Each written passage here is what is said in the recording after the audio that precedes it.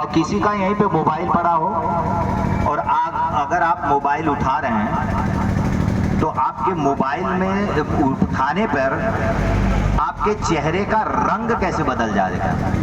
चेहरा एक ही है लेकिन चेहरे में रंग बता देता है कि यानी ये क्या करने आया है। बोले बता देता कि नहीं। चेहरे से पता चलता है कि ये व्यक्ति आया है तो किसी मकसद से आया है, ऐसे नहीं आया। अक्सर लोग बोल भी देते हैं कि हाँ ये ऐसे तो नहीं आया, किसी मकसद से आया, तो उसका चेहरा बता दे रहा है, कहते हैं ना। तो जब मोबाइल है वो उठाएगा तो आवाज आएगी, कहीं कोई मुझे देख न ले। आती है कि नहीं आती। तो ये किसकी तरफ से है? वो परमात्मा की तरफ से कि हे मनुष्य तू मेरा पुत्र है, तू गलत कार्य कर रहा है और तू गलत कार्य कर रहा है तो मैं तेरा पिता तुझे संकेत कर रहा हूं, अगर तू मान जाता है तो सही है, अन्यथा तू 3 बार वो संकेत आएगा। भय, शंका, लज्जा और पसीना होगा कि कोई मुझे देख ले ना ले। कोई है नहीं, मान लीजिए यहाँ पर कोई ना हो लेकिन तब भी उठाएगा, तभी इधर उधर देखेगा कि कोई देख रहा है, कोई देख ना ले। ये परमात्मा संकेत कर रहा है कि तू गलत कार्य कर रहा है। अगर एक बार उसने संकेत दिया, अगर समझ लिया तो आप महान हो गए, अगर नहीं समझा तो तब वो 3 बार के बाद वो संकेत बनना बंद हो जाएगा। और जब वो बंद हो जाएगा तब क्या होगा? तब वो भोगना पड़ेगा। अवश्यमेव भोक्तव्यम कृतम कर्म शुभाशुभम। अवश्यमेव भोक्तव्यम, अवश्य ही भोगना पड़ेगा। शुभ और अशुभ का फल भोगना पड़ेगा। गंगा में स्नान करने से कटेगा नहीं, ये याद रखना। कोई भी कार्य करता रहे व्यक्ति, लेकिन जो भोग दंड है वो जो अगर गलत किया है तो गलत का परिणाम तो भोगना ही पड़ेगा, चाहे इस जन्म में चाहे अगले जन्म में। अगर आप मान लीजिए 100 वर्ष की आयु है, 50 आपने गलत किया है, 50 सही किया है, 50 सही भोग लिया तो और मर गए तो 50 में कोई मर गया तो जो 50 गलत किया है वो क्या होगा? अगले जन्म में आपको भोगना पड़ेगा, ब्याज सहित भोगना पड़ेगा।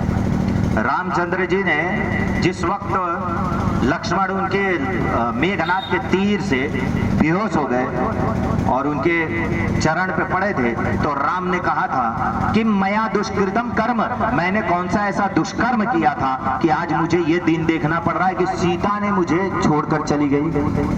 दशरथ से मेरे पिता से वियोग हो गया, सीता चली गई और लक्ष्मण और तू भी अगर चला जाएगा तो मैं ये राजपाट लेकर के क्या करूंगा? मैंने इस जन्म में मैंने किसी को भी दुख नहीं दिया है और लगता है मुझे इस जन्म में मैंने किसी को पीड़ा नहीं दिया है। मुझे ये लग रहा है कि कौन सा मैंने दुष्कर्म किया था, मेरे पूर्व जन्म का ये जो है जो आज मुझे भोगना पड़ रहा है। इसलिए क्या बोलते हैं, इसलिए कहा जाता है, लोग राशि की बात करते हैं, र से राम और र से रावण, दोनों की राशि एक ही है।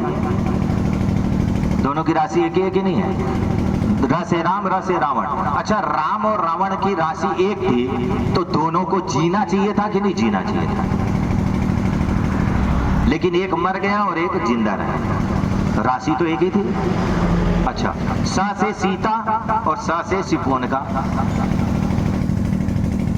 स से सीता और स से सिपोनका। सीता कितनी पवित्र, रावण उठा के ले गया लेकिन रावण छूना चाहा लेकिन सीता ने हाथ नहीं लगाने दिया। स से सिपोनका, सिपोनका वहीं पर इतनी दुष्टता थी कि लक्ष्मण के संपर्क में वो चली जा रही थी और जबरदस्ती कर रही थी, राम से कह रही थी। तो बोलो दोनों की राशि एक थी कि नहीं थी? दोनों की राशि एक थी।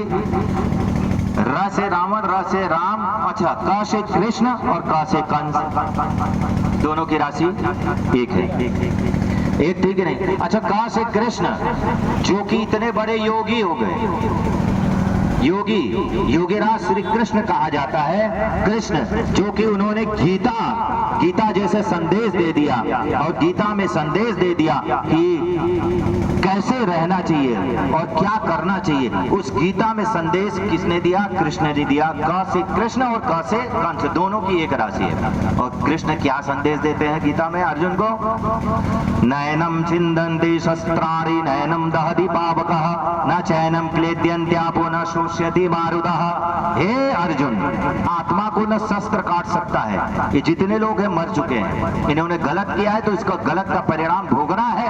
और तू निमित्त मात्र है। नैनम छिन्दन्ति शस्त्राणि, आत्मा को शस्त्र नहीं काट सकता। नैनम दहति पावकः, न आत्मा को अग्नि जला सकती है। न चैनम क्लेद्यंत आपो, न जल गला सकता है।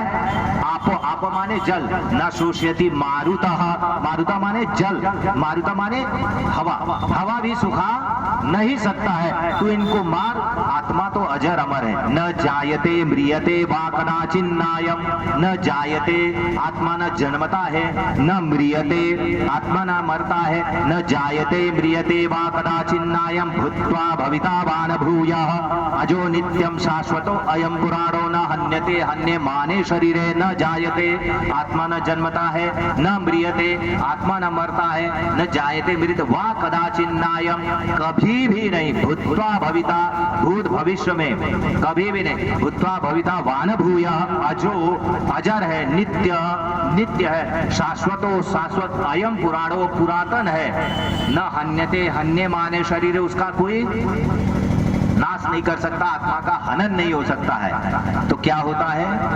वासांसी जीर्णानि यथा विहाय, तब कृष्ण कहते हैं तब क्या होता है? बोले कृष्ण ने कहा देखिए, वासांसी जीर्णानि यथा विहाय, जैसे पुराने वस्त्र को त्याग करके नया वस्त्र बदलते हैं। वासांसी जीर्णानि यथा विहाय नवाति गृणाति नरो अपराणि तथा शरीराणि विहायते जीर्णा नन्याति सम्माति नवानि देहि, जैसे पुराने वस्त्र को त्याग करके नया पहनता है, जैसे पुराना हो गया है, फट गया है, सड़ गया है, उसको क्या करते हैं? फेंक देते हैं। वैसे शरीर पुराना हो गया, फट गया है, तब वो उतार करके चोला दूसरा धारण करता है।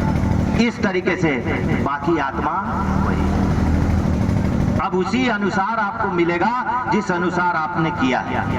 इसलिए कहते हैं कर्म करो अच्छा और धर्म पे रहो, और धर्म कार्य करोगे और कर्म पूर्वक और धर्म पूर्वक कार्य करते रहोगे तो जीवन बनेगा, उसी अनुसार अगला जन्म मिलता है। इस तरीके से करते हैं। तो आगे कहा कि मेरे वाणी को पवित्र कर दे, मेरे नासिका को पवित्र कर दे, मेरे नेत्रों को, कानों को पवित्र कर दे, और मेरे पूरे अंग को, मेरे भुजाओं को, मेरे जंघाओं को और पूरे अंग को पवित्र कर दे, ताकि मैं इस पवित्र शरीर से पवित्र कार्य कर सकूं।